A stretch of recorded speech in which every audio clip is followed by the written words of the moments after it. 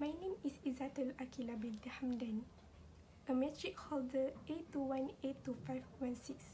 I will explain about the introduction for this topic. Our world, this topic is about the differences between men and women's style. What is style? Style is a way of doing something. Like all of us know, men and women are two different types of sex or genders. Men and women have significant physical differences, for example, in terms of height and weight. Mostly, men are more taller and heavier than a woman due to their different body shapes. Men and women also have differences in their personalities and characteristics. Before that, I would like to clarify by saying that the phase after this is a habit, mostly for this gender. For a man, they think more logically and rationally because when it comes to make a decision, they don't really use their emotions to make a decision. While women, they're more creative when it comes to a decoration parts and they are type of neat person. For this topic, we will answer the questions about do men and women communicate in the same way? Second, which quality do men and women have in teamwork qualities? Third, either men and women make a better leader? And lastly, are men and women more alike or different? My name is Muhammad Aziz Zafri bin Abdul Rahman. Today I want to present about men and women communicate in different way. We can see men and women communicate in different way in terms of apologizing. Men often find apologizing harder than women as it feels as though they are giving in. Men on the other hand see being apologized to as the other person's way of accepting the hierarchy, and men can often feel as though this reinforces their position of power. They worry they will be seen as weak for accepting blame and may feel as though their power or authority will be compromised by apology. For women, apologizing is a way of forming and maintaining connection with people. It shows respect and humility. Many women understand that saying sorry can solve a lot of issues. When women are apologized to, it can almost feel like a bond. There is a level of mutual respect with the person they are talking to, and they feel as though they have been listened to. Feel as though their opinion are valued and taken into account is very important to women, which is why apology can mean so much to them. Next, in terms of compliment, men don't tend to give out compliment as much as women do. If they do, they are normally aimed at potential partner rather than a friend or colleague. Women are much more likely than men to give out compliment. For them, this is a way of forming bond and showing respect. It is also a way of showing that they are on some level as the person they are speaking to. By compliment someone, women show that they are not a threat and that they can be trusted. This link in with a woman's need or desire to form connection and find commonalities. Next, feeling versus factual. Men like to get to the nitty-gritty early on. Convocation tend to serve a purpose. It is simple a way to get the information needed. The convocation men have often very fact-based and may revolve around sport result, work and finance. Convocation may end rather suddenly as men often avoid small talk and unnecessary questions. Women prefer to dig that in convocation and often try to explore the feeling of the person they are talking with. This is attribute the fact of women are believed to be more compassionate and empathetic. Female friends prefer to talk about emotion and complete situations as opposed to numerical or factual issues.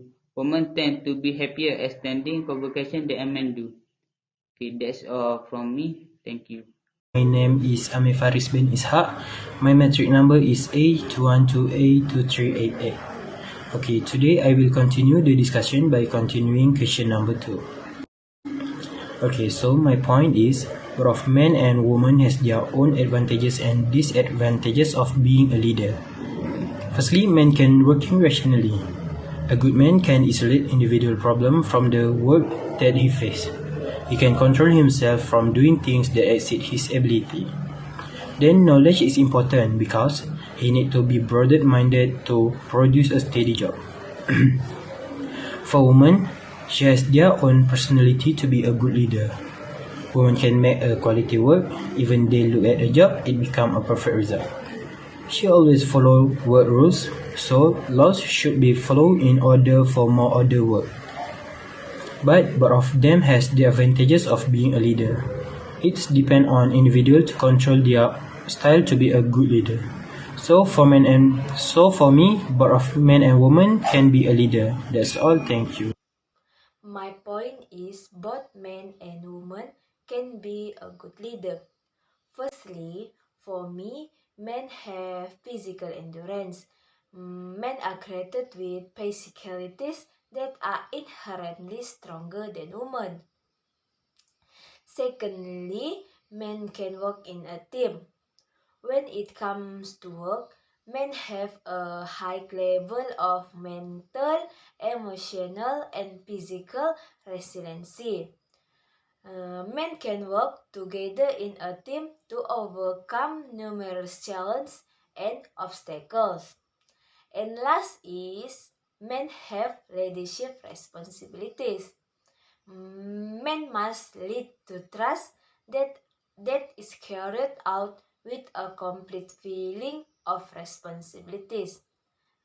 As a result, men are motivated to grow and strengthen their work performance. Next is for women. Firstly, women have soft skills. Women's soft skills include oral and written communication and expertise as well as critical thinking. Secondly, women are more focused. Women are used to doing a lot of work at once, such as work in office and also responsibilities as a mother.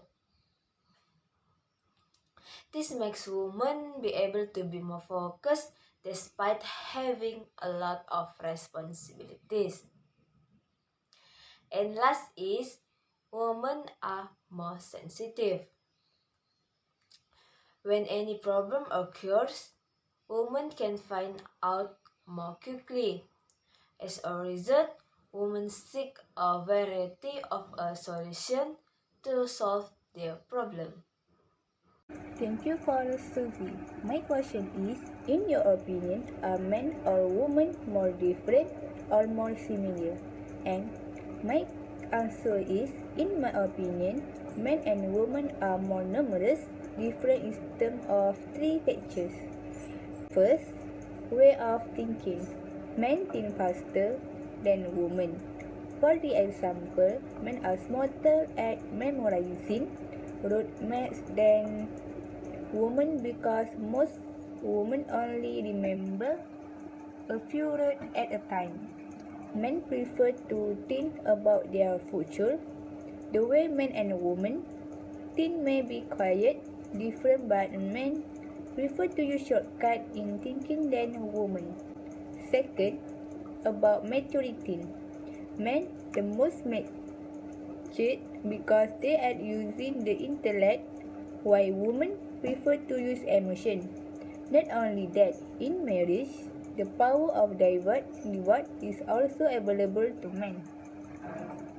The leader of country are also men because of the high maturity of men in managing any situation in the country, politics, economy, or social. In conclusion, there are also women who are more mature than men, but in one case, the maturity of men is higher than the maturity of women. And 3 is about overcome emotion. In the different, men are smarter to withstand emotion, even in a sad situation, but women are not able to endure for a long time. There are situations when men are better at hiding their emotion while losing their lost one. Therefore, the emotion difference cause some to be more in favor of men than women. For the conclusion, I pass to Satul. The conclusion for this topic, we know that men and women have a lot of differences. Each of them has its own way and style in terms of leading and communicating. But despite by having significant differences, men and women have their respective advantage and disadvantage in some respect of things. Lastly, people in business need to understand the differences between men and women's style so that there is an understanding between them.